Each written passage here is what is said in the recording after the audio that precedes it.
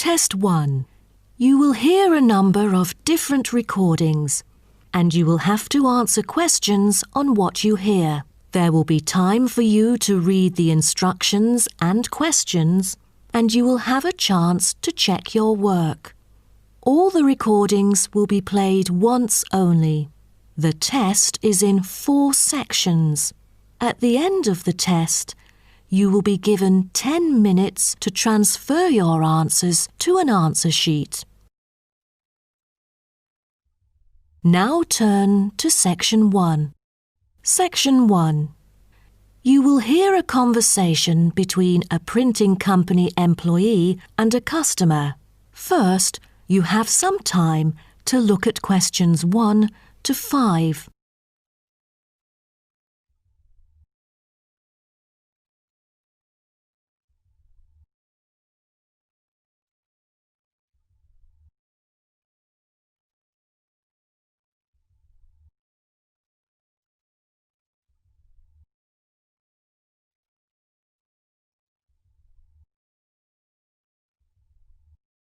You will see that there is an example which has been done for you. On this occasion only, the conversation relating to this will be played first. Good afternoon. Welcome to Matrix Printing. I'm John Smith. How can I help you? Good afternoon. I'm here to reprint a brochure for our hotel. There are some pages that need revising. The customer says the brochure sample needs revising. So, brochure has been written in the space. Now we shall begin. You should answer the questions as you listen, because you will not hear the recording a second time. Listen carefully and answer questions 1 to 5. Good afternoon. Welcome to Matrix Printing. I'm John Smith. How can I help you?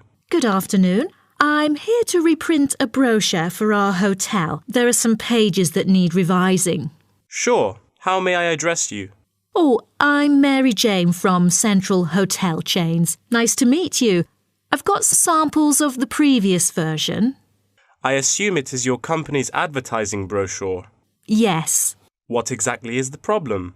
Well, it was printed the year before, so some of the information is already out of date. There are also a couple of problems with the layout. Firstly, the letters of the address on the front page are far too small. It's hard to see when glancing at the cover. How big do you need it to be? Increase the letters by 3 font sizes. Just a minute. Let me take notes of your requirements. Okay, what else needs changing? The information regarding the pool should be deleted because it is currently under renovation and is not available. So, all of the relevant descriptions on page 2 should be removed? What do we replace it with? We can't just leave the whole page blank. Just fill it in with the introduction of our newly opened gym. I've included all the relevant information here in this flash drive. Let me check. I see. No problem then. What is also bothering us is that the description under the top photos on page 4 is incorrect. The word lounge needs to be replaced with reception. Fully noted. Is that all? No, there is more. Turn to page 5. We feel that showing merely the picture of our exterior and interior decoration does not fully represent the appeal of our hotel. On second thought, we've decided to use a picture with the view of the hotel. Do you have the original copy of the picture? Yes, it is also enclosed in the flash drive. Okay, we'll re-edit the whole layout of the photos. Great. Before you hear the rest of the conversation, you have some time to look at questions 6 to 10.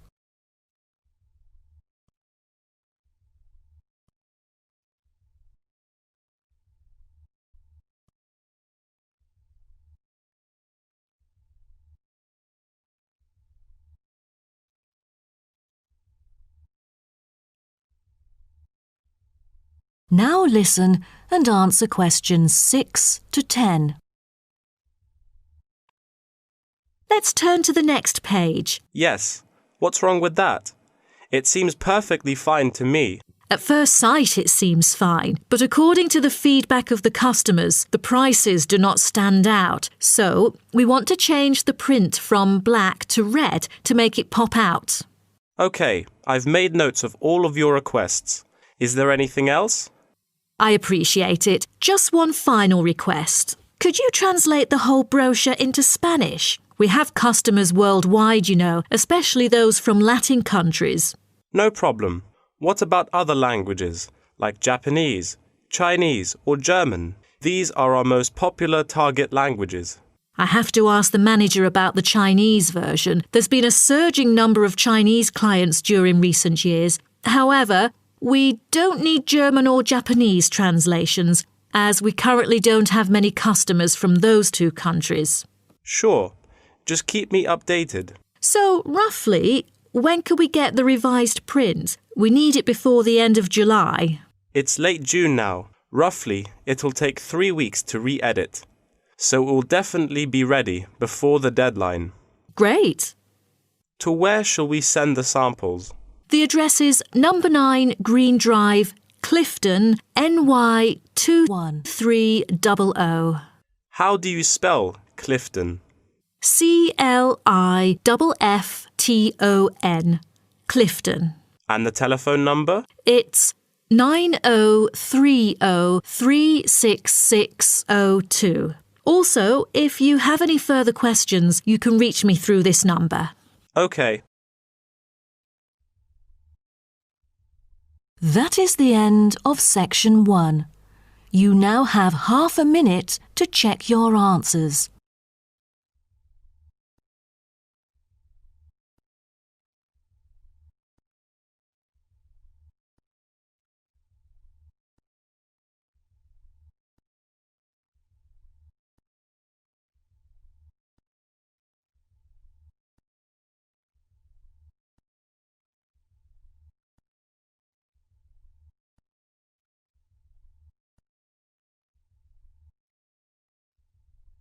Now turn to section 2.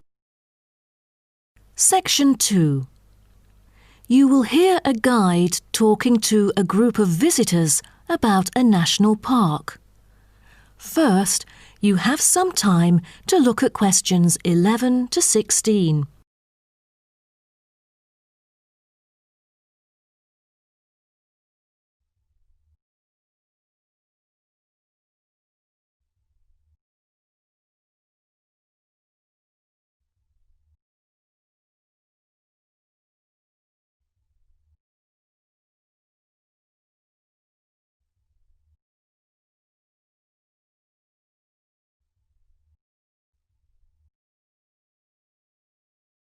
Now listen carefully and answer questions 11 to 16.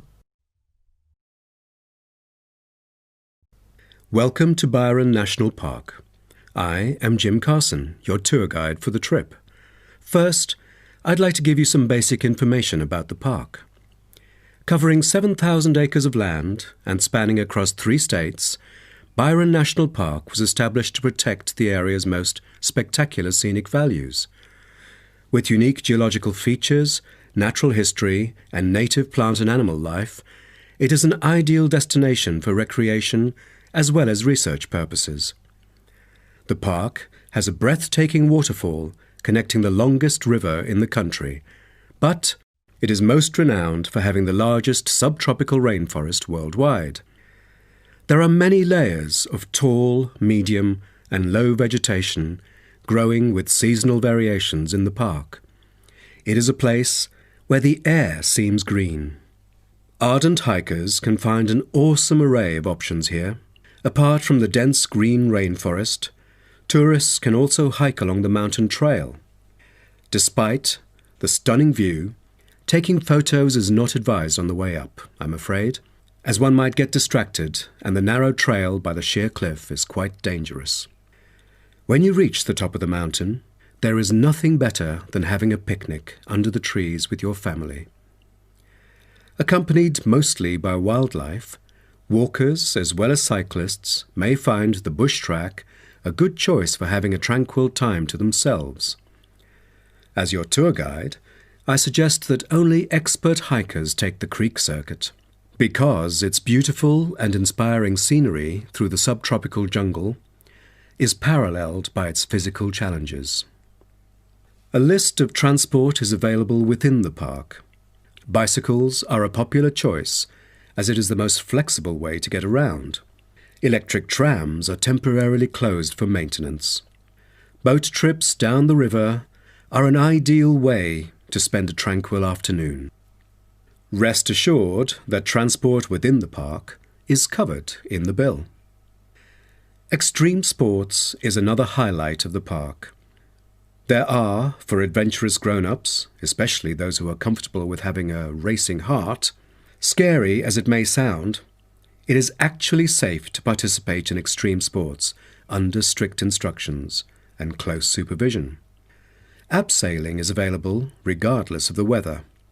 It is a fun way to overcome fear of heights, gain new skills, and get an adrenaline rush. Bungee jumping and paragliding are also available, except for during the summer. At this point, you might worry about meals here.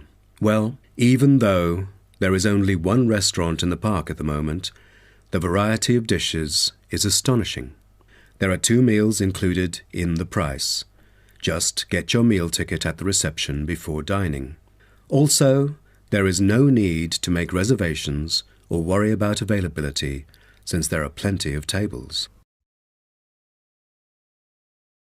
Before you hear the rest of the talk, you have some time to look at questions 17 to 20.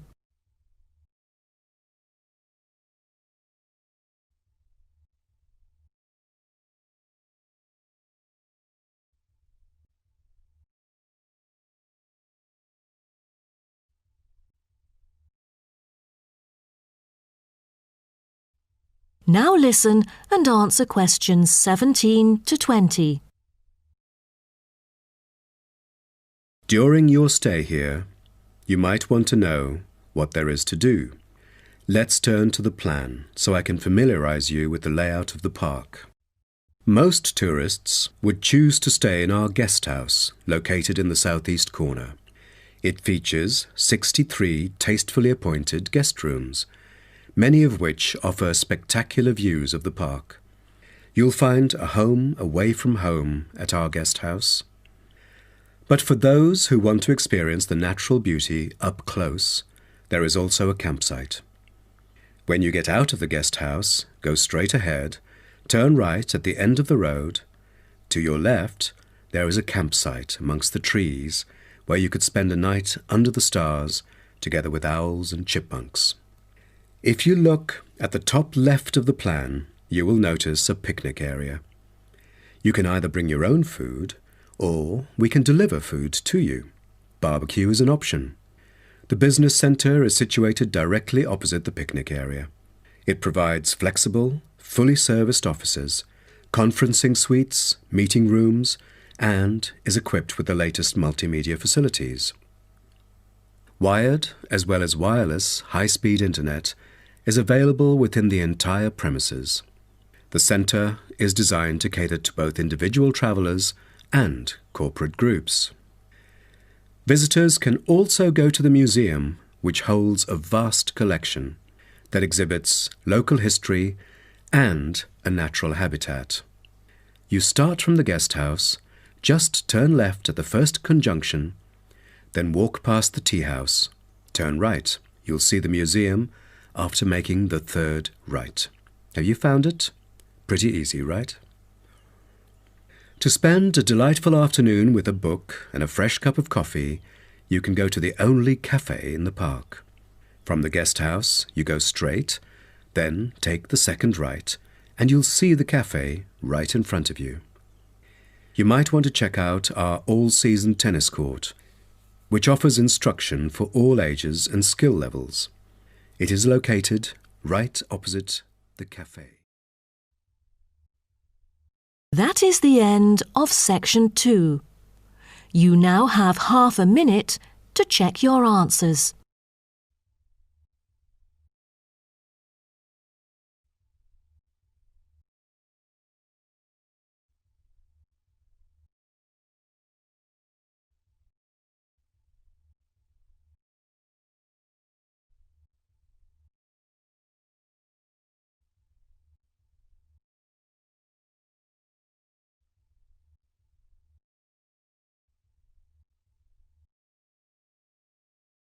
Now turn to Section 3.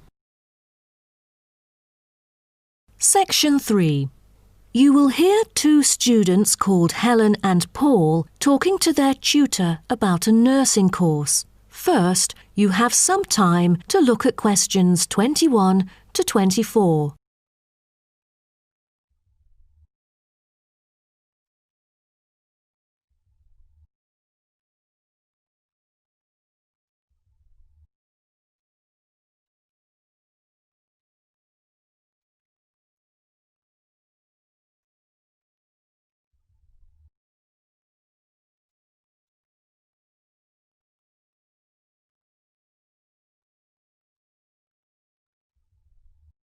Now, listen carefully and answer questions 21 to 24. Helen and Paul, congratulations to you both for doing so well the past semester. You two have exhibited an impeccable performance during your first year in the nursing program. I'd like to get some feedback from the two of you to better improve the program and to provide guidance for our prospective students. I'd like to start with you, Helen. So, first of all, which aspect of the program impressed you? Well, to be honest, when I was enrolled into the course, I was expecting a group of classmates my age. But as I stepped into the classroom for the first time, I was surprised by the diversity. Most were in their 20s, but there were also those in their 30s or even 40s. As it turns out, the intergenerational communication has sparked intense debate and new thinking, and I think that's something special about the programme that I appreciate very much. What about you, Paul? What do you think of the programme? For me, the group project we carried out last semester is another key feature of the program. The whole class was divided into 8 different groups, working on 8 prospective cases. Team-building sessions were conducted in a collaborative way most of the time. Comprised of 5 members, our group studied acute pancreatitis. During the process, we broke the task into different parts and assigned them to each member. We were then able to tackle the complex problem by pooling our knowledge and skills. More importantly, stronger links were established between the group members. Because of the project, we've all become good friends. That's true. According to graduates, group projects prepare them for the work world in which teamwork and collaboration are increasingly the norm. So tell me, Paul, what else do you like about the program? I want to be a registered nurse working in a public hospital after graduation. So the internship provided is a valuable opportunity for clinical practice in a supportive learning atmosphere. However, I was amazed by the amount of written assignments, since I thought the course should have focused more on practice-oriented learning. Well, I have to disagree with you, Paul. The essays demonstrate your understanding of the course. For me, writing essays is a process that involves critical thinking, which challenges me to develop my points more thoroughly. I thus manage to gain a diversity of perspectives. The program is designed to deliver basic and advanced theoretical knowledge of core concepts, including healthcare systems concepts, together with practicum or clinical practice experience to bridge the classroom content to the practice setting. So, I'm afraid written work is unavoidable. Also this year, we've added a module of law. How do you feel about that? At first, we felt that learning law is kind of redundant and too time-consuming. After a few sessions, we realised that it is necessary in dealing with future medical disputes. Before you hear the rest of the talk, you have some time to look at questions 25 to 30.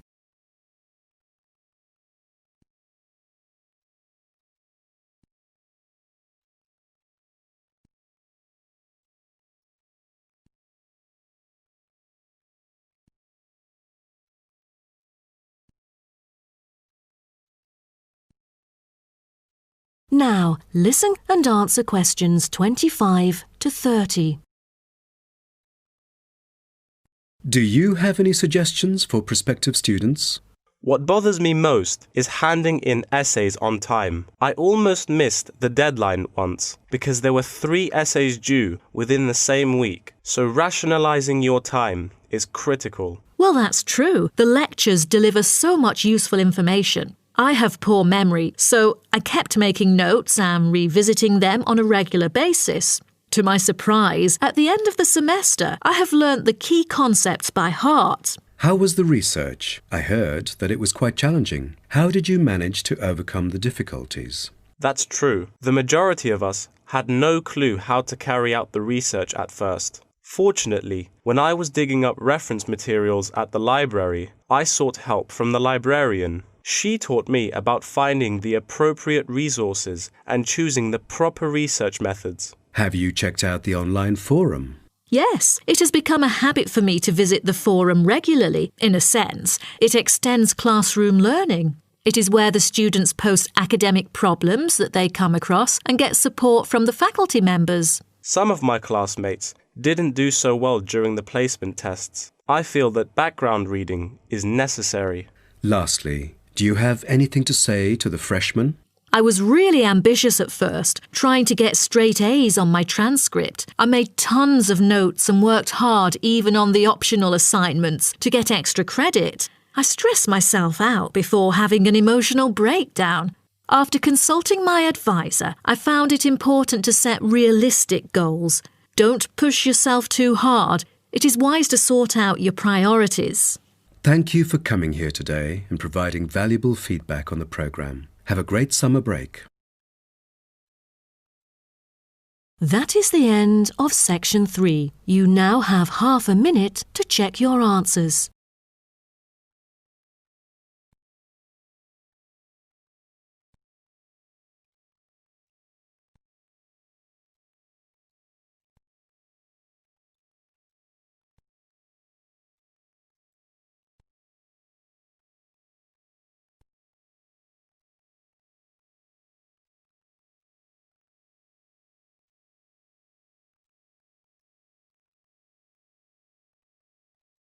Now turn to section 4. Section 4. You will hear part of a lecture about African penguins. First, you have some time to look at questions 31 to 40.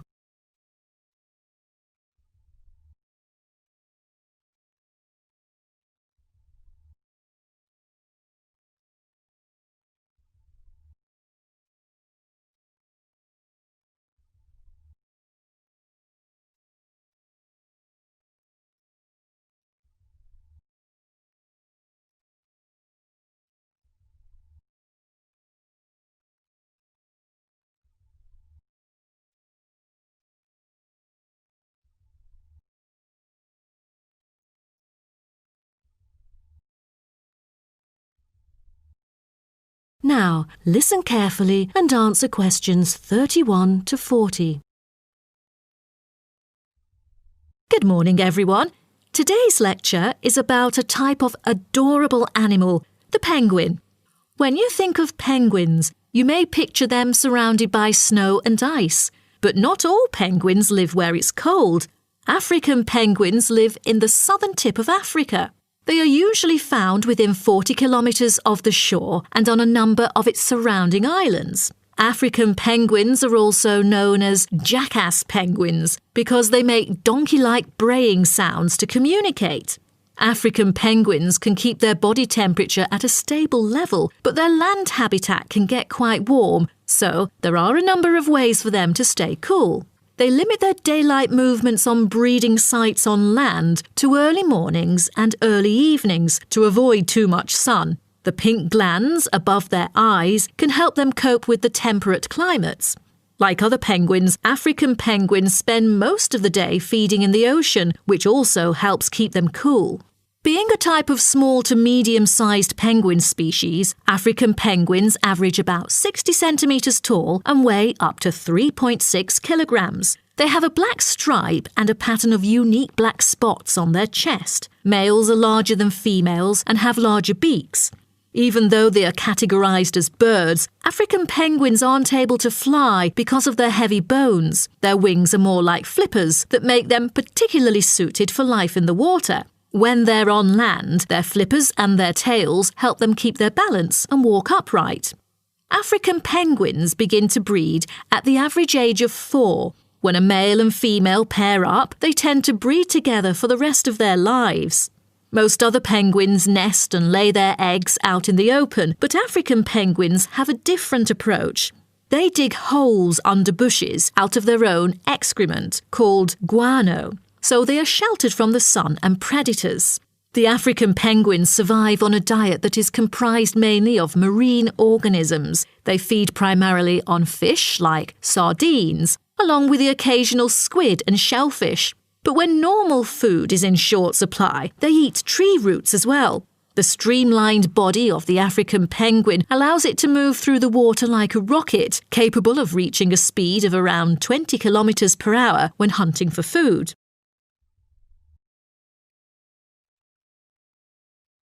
The African penguin's smaller size means that it has many predators both in the water and also on dry land. Their natural predators at sea include seals and sharks. The biggest threat to them on land is not just towards the adult penguins. The penguin chicks are sometimes taken by seagulls into the air and dropped from above. The seagulls could thus feed on them. At risk from predators, young penguins are protected for about 40 days after hatching by both parents. They will leave the colony when they are between 3 to 5 months old and will return a few years later. The entire surface of their body is densely covered with feathers, which fall off during the winter. This process is called molting and takes about 3 weeks to complete. During that time, they are unable to forage. Therefore, prior to this, African penguins spend about 5 weeks laying down fat deposits. They generally live between 10 to 15 years. However, many do not reach their full lifespan. Their population has drastically declined. Approximately 120,000 African penguins remain in the wild, and their population has decreased by 90% in the past 60 years. They are considered to be vulnerable and have been listed as being endangered. 2 major factors have contributed to their decline. They are struggling for nesting space due to human disruption and competing for food due to overfishing and pollution. With the limited number of breeding pairs, survivorship becomes difficult for African penguins. This makes them especially vulnerable as environmental conditions change or an outbreak of a disease occurs. For instance, avian malaria has caused 27% of the captive breeding penguins' deaths annually. The more genetic diversity there is within a species, the higher the likelihood that at least some of the individuals will adapt and survive. That is the end of section 4. You now have half a minute to check your answers.